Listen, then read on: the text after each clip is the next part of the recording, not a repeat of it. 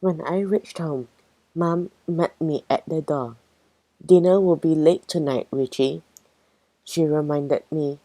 "I've got to go for my music class and your father is working late." She shot me a worried look. "After your bad dream last night, I hope you won't be scared being here all alone." "I'll be okay, Mom," I told her. "I'm just setting my camera. I'm meeting the others at the mall." Mom seemed relieved. "Well, just so long you're not frightened. But please turn off the Christmas tree lights before you go out.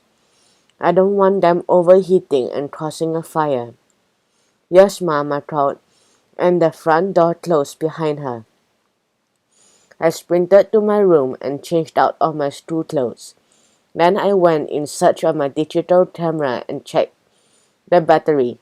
No sooner had I closed the front door than I remembered the Christmas tree. I went back in, switched off the lights, and locked the front door behind me. At the mall, I found Beavis and Stella watching all the kids line up to see Santa in his workshop. "We already checked the cleaner's room," Beavis informed me. "It's empty."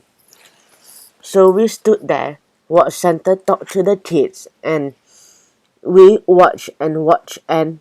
"Do you notice anything strange?" Beavis suddenly asked. "No," said Stella, her voice heavy with boredom. "Look at Santa's stomach," Beavis instructed. "It's bigger than it was yesterday."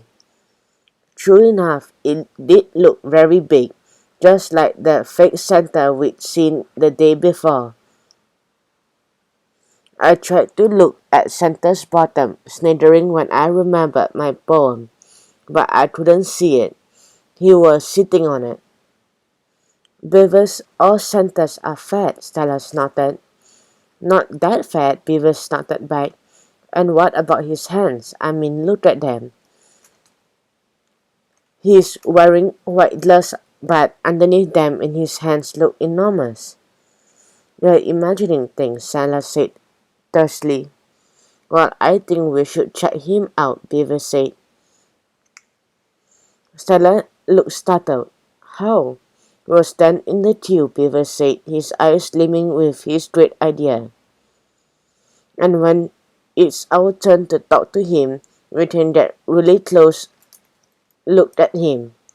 We joined the queue. Everyone seemed to be staring at us. I felt my cheeks burning. I mean, nobody at our age stands in a queue to see Santa. "Beavis, I hope you know what you're doing," hissed Stella. She looked even more embarrassed than I did. After half an hour, we'd almost reached the head of the queue. "Richie, get your camera ready," ordered Beavis. "Why?" I whispered. "What are you going to do?" We'll you see." When it was our turn, Beavis stepped forward, Stella and I right behind him. Santa's eyes twinkling merrily. "What do you want Santa to bring you for Christmas?"